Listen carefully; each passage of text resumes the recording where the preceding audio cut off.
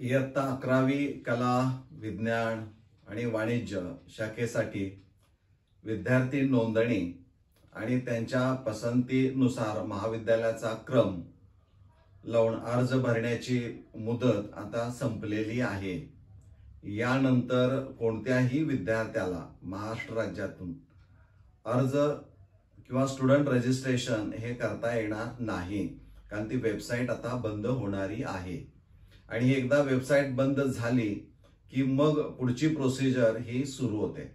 साधारणपणे राज्यभरातून एवढ्या विद्यार्थ्यांनी रजिस्ट्रेशन केलेलं आपल्याला पाहायला मिळतं। आता रजिस्ट्रेशन केलंय म्हणजे अर्ज तर भरलेला आहे, पण आता पुढे नेमकं काय करायचं किंवा कोणत्या पद्धतीनं किंवा त्या पुढच्या स्टेप्स काय असणार आहे या अनुषंगाने आपल्याला माहिती असणं आवश्यक आहे। कारण यामध्ये विद्यार्थी पालक दोघंही पूर्ण प्रवेश प्रक्रिया होईतोपर्यंत दोघंही जागृत असणं गरजेचं आहे।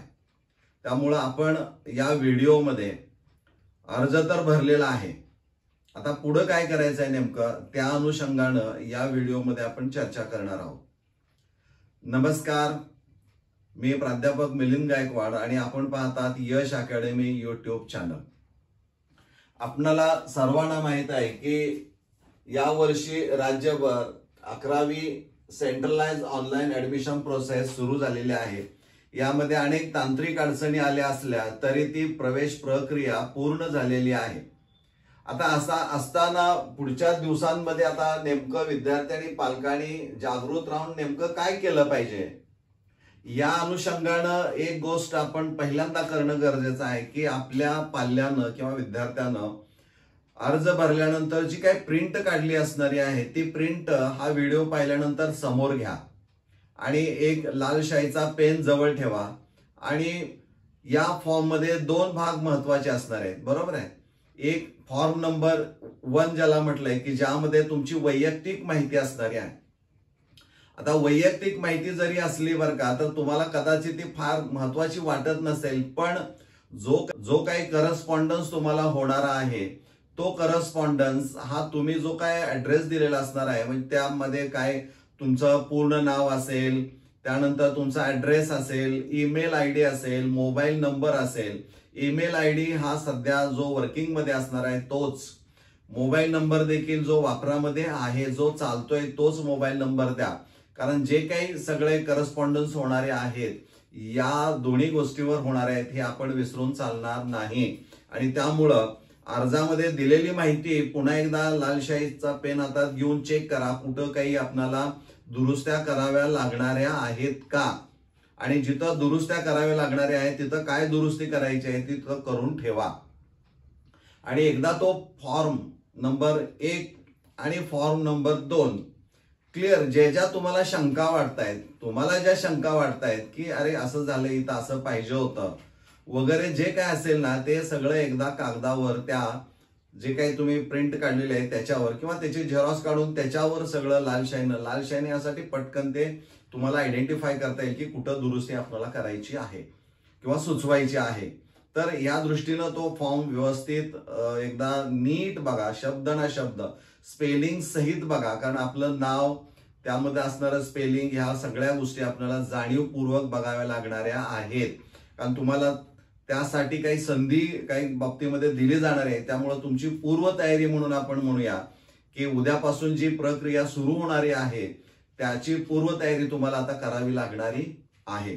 आता यामध्ये साधारणपणे 5 तारखेपासून ते 8 तारखेपर्यंत जे काही शेड्यूल्ड प्रवेश प्रक्रियेचं दिलेलं आहे ते नेमकं आपल्याला माहित असणं गरजेचं आहे, कारण आजच्याच तारखेला हे म्हटलेलं आहे 5 जून 2025 display of provisional general merit list, म्हणजे आज ही सर्वसाधारणपणे तात्पुरती सर्वसाधारण गुणवत्ता यादी जाहीर करणार आहेत आजच्या तारखेला।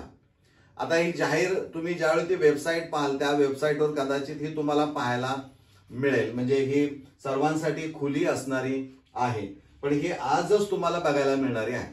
त्यामुळं आजपासून एक लक्षात ठेवा की MahaFYJCAdmissions.in ही जी वेबसाईट त्यांनी दिलेली आहे ती सतत प्रत्येक तासाला तुम्ही चेक करणं गरजेचं आहे. कारण काय प्रगती होते किंवा काय अडचणी येत आहेत ते तिथं तुम्हाला नोटिफिकेशन मध्ये किंवा अनाउन्समेंट म्हणून भाग आहे त्यामध्ये ते वाचायला मिळेल आणि त्याप्रमाणे तुम्हाला पुढील कारवाई करायला सोपं जाईल. आता त्यानंतरचे 2 दिवस मात्र खूप महत्वाचे आहेत. 6 जून 2025 ते 7 जून 2025 असं म्हटलेलं आहे. म्हणजे 5 तारखेला प्रोव्हिजनल म्हणजे तात्पुरती सर्वसाधारण गुणवत्ता यादी ही डिस्प्ले केली जाईल, ती तुम्हाला पाहायला मिळेल. त्यानंतर जे तुम्हाला करायचं आहे ते 2 दिवसामध्ये करायचं आहे. 6 जून आणि 7 जून हे 2 दिवस खूप महत्वाचे आहेत. यामध्ये 3 मुद्दे आहेत. ते काय आहेत त्याचा अर्थ नीट समजून घ्या.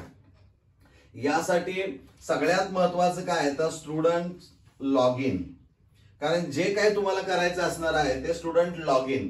तुम्ही 2 भाग त्या वेबसाईटवर पाहिले असतील की स्टुडंट रजिस्ट्रेशन आणि त्याच्याच पुढे लॉग इन म्हटलेलं आहे. स्टुडंट रजिस्ट्रेशन तुम्ही केलेलं आहे. आता लॉग इन जे असणार आहे त्यामध्ये तुम्हाला काय माहित पाहिजे, लॉग इन ज्यावेळी करावं लागेल त्यावेळी तुम्हाला तुमचा लॉग इन आयडी माहित असायला पाहिजे. तो कोणता आहे, तो ऍप्लिकेशन नंबर टाकलाय का, एक्झाम सीट नंबर आहे का, जो काही तो असेल तो तुम्हालाच माहित असायला पाहिजे. आणि त्याचा जो पासवर्ड असणार आहे तोही तुम्हाला माहित पाहिजे. पासवर्ड हा फक्त पालक आणि विद्यार्थी या दोघांनाच माहित असावा. या पलीकडे तिसऱ्याला कुणालाही तो शेअर करू नका. किंवा काही यामध्ये मला माहित आहे म्हणून जर तुम्ही एखादी ट्राय करत असाल तर तिथं तुमचा आयपी ऍड्रेस देखील तपासला जातो, तिथं नोंद केली जाते. त्यामुळे चुकीच्या गोष्टी यामध्ये करण्याचा कुणी प्रयत्न करू नका असं मला वाटतंय. आता इथं म्हटलेलं आहे त्यांनी की काय ऍक्टिव्हिटी तुम्हाला या दिवसामध्ये करायच्या आहे किंवा काय स्टेप्स असणार आहेत. सबमिशन ऑफ ऑब्जेक्शन्स म्हणजे आक्षेप किंवा काही तक्रार असेल तर, करेक्शन रिक्वेस्ट म्हणजे तुम्हाला काही सुधारणा करायच्या असतील त्याच्यामध्ये तर तुम्ही विनंती करू शकता. In the provisional merit list through grievance redressal असं म्हटलंय. म्हणजे तक्रार निवारण त्याला आपण म्हणूया. किंवा जे काही तुम्हाला आक्षेप करायचे आहेत, नोंदवायचे आहेत, त्या सुधारणा करायच्या आहेत, काही बदल करायचे आहेत, ते तुम्हाला लॉग इन केल्यानंतर त्यामध्ये लिस्टमध्ये तुम्हाला असे ग्रीव्हन्स रिड्रेसल म्हणजे तक्रार निवारण असं एक बटन तिथं असणार आहे. ते जर तुम्ही क्लिक केलं तर तुम्हाला काय काय तिथं माहिती भरायची जे ओपन केल्यानंतर तुम्हाला ते कळेल. तिथं त्या सजेशन्स तुम्हाला करेक्शन रिक्वेस्ट म्हटलंय ते तुम्हाला तिथं करायची आहे. तुम्हाला ही संधी दिलेली आहे की तुम्ही सुचवायचं आहे असं असं झालंय, असं असं पाहिजे, ते दुरुस्त्या केल्या जातील. त्यामुळं तक्रार निवारण आपण म्हणूया किंवा आक्षेप निवारण जे असणार आहे ते करण्याची संधी तुम्हाला माहित पाहिजे. त्यासाठी मी सुरुवातीला सांगितलं की तो फॉर्म नीट वाचा, तिथंच दुरुस्त्या करून ठेवा. म्हणजे उद्यापासून तुम्हाला ती प्रोसेस करायला काही अडचण येणार नाही. म्हणजे हे सगळ्यात महत्वाचं आहे. म्हणजे प्रोव्हिजनल मेरिट लिस्ट मध्ये जे काही तुम्हाला चुकीचं तुमच्या दृष्टीने वाटत असेल तर ते तुम्ही सजेस्ट करायचं आहे, रिक्वेस्ट करायचे आहे आणि या बटनाच्या माध्यमातून ते करायचं आहे. हे करायला विसरू नका. त्यानंतर दुसरं त्यांनी म्हटलंय की online redressal of grievances by the concern deputy director of education म्हणजे विभागीय शिक्षण उपसंचालक जे असणारे आहेत ते ऑनलाईन रिड्रेसल ऑफ ग्रीव्हन्सेस म्हणजे जे काही तुम्ही आक्षेप नोंदवले असेल त्याचं निवारण ऑनलाईन पद्धतीनं ते संबंधित विभागीय शिक्षण उपसंचालक करतील. म्हणजे त्यांना ते अधिकार दिलेत की तुम्ही जे काही करेक्शन रिक्वेस्ट केलेले असणारे आहेत त्याचा ऑनलाईन ते तपासणी करतील. ती तपासणी केल्यानंतर पुन्हा त्याने असं म्हटलंय की finalisation of grievances redressal by the concern deputy director of education म्हणजे जे काही अधिकार आहेत दुरुस्त्यांचे म्हणजे उगीच तुम्ही सुचवले असं चालणार नाही. खरंच तुम्हाला जे वाटतंय तिथं चेंजेस करायचे आहे तिथं ते होतील, परंतु अधिकार जे दुरुस्तीचे आहेत ते पूर्णपणे कुणाला दिलेले आहेत. तक्रार जी तुम्ही केली असेल त्याचं निवारण पडताळणी जे काय करायचं आहे ते फायनलायझेशन हे विभागीय डेप्युटी डायरेक्टर म्हणजे शिक्षण उपसंचालक करतील. त्यामुळे हे जे 2 दिवस असणारे आहेत ते तुमच्यासाठी खूप महत्वाचे असणार. म्हणजे एखाद्या विद्यार्थ्यानं करेक्शन रिक्वेस्ट पाठवलेली आहे ग्रीव्हन्स रिड्रेसल बटनच्या माध्यमातून तर त्याला काय उत्तर आलंय की नाही त्या 2 दिवसातच बघायचं आहे, लक्षात घ्या. 5 आणि 6 तारखेला त्यासाठी पुढची डेट तुम्ही बघायची काही गरज नाही. 2च दिवस तुम्हाला संधी असणारी आहे. म्हणजे तिथं ती वेबसाईट सतत ओपन ठेवून बघणं खूप गरजेचं असणार आहे. ही प्रक्रिया जी असणारी आहे, प्रवेश प्रक्रियाचा नेमका जो तपशील असणार आहे तो या 2 दिवसामध्ये या पद्धतीचा असणारा आहे. इथं अधिकार हे डेप्युटी डायरेक्टरला दिलेले आहे ते तक्रार निवारण करण्याचे, म्हणजे फायनल ते करतील. आता सगळ्यात महत्वाचं आहे 8 जून 2025. इथं म्हटलंय finalisation of general merit list. म्हणजे इथं जी काय सर्वसाधारण गुणवत्ता यादी असणारी आहे ती एकदाच फायनल केली जाणारी आहे. म्हणजे अंतिम त्याला आपण म्हणूया, अंतिम सर्वसाधारण गुणवत्ता यादी या दिवशी जाहीर केली जाणारी आहे.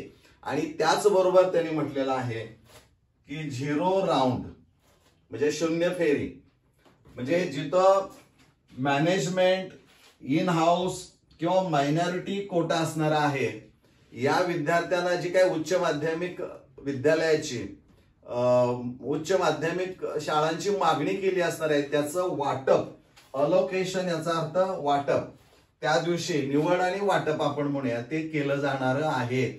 म्हणजे जे विद्यार्थी या कोट्यातून अप्लाय फॉर कोटा जो बटन असणार आहे त्याच्या माध्यमातून जर तुम्ही अर्ज भरला असेल तर हेही तुम्हाला तिथं तुम्हाला नेमकं कोणतं महाविद्यालय 11वी 12वी साठी मिळालेलं आहे त्याचं वाटप त्या दिवशी तुम्हाला क्लिअर कट दिसणार आहे. हे 0 फेरी अलॉटमेंट जे असणारे आहे, अलोकेशन वाटप, हे फक्त मॅनेजमेंट कोटा, व्यवस्थापन कोटा असणार आहे. इन हाऊस कोटा म्हणजे संस्था अंतर्गत कोटा असणार आहे. आणि मायनॉरिटी कोटा म्हणजे अल्पसंख्याक कोटा तो असणार आहे. या विद्यार्थ्यांनी उद्या 8 तारखेला त्यांच्यासाठी उच्च माध्यमिक विद्यालयाचं किंवा ज्युनियर कॉलेजचं वाटप झालेलं तुम्हाला पाहायला मिळेल. म्हणजे हे जे दिवस असणार आहेत 5 तारखेपासून ते 8 जून पर्यंत हे तुम्हाला माहित पाहिजे. तुम्ही यासाठी अलर्ट राहणं गरजेचं असणार आहे. मी सांगितलंय की प्रत्येक तासाला तुम्ही ती वेबसाईट न कळत बघायचीच आहे, कारण तुम्हाला तो प्रवेश घ्यायचा आहे, मिळाला की नाही, त्यातल्या दुरुस्ती काय आहेत काय नाही, या सगळ्या गोष्टी आपल्याला बघणं गरजेचं आहे. आणि मी नेहमी सांगतो की आपणाला माहिती जी मिळालेली आहे ती इतरांच्या पर्यंत पोहोचवण्याचा आपला प्रयत्न हा असला पाहिजे. म्हणजे इतरांना पण त्या गोष्टी कळतील की नेमकं या दिवसांमध्ये आपल्याला काय करावं लागणार आहे आणि त्यासाठी किती अलर्ट आपल्याला राहावं लागणार आहे. लक्षात राहील. तर ही इथं या गोष्टींची चर्चा तुमच्यासाठी एवढ्यासाठी केली की तुम्ही सावध राहणं, अलर्ट राहणं गरजेचं आहे. लक्षात राहील. मला वाटतं ही माहिती निश्चित तुमच्या उपयोगी पडणारी आहे, यात कोणतीही शंका असणार नाही. धन्यवाद.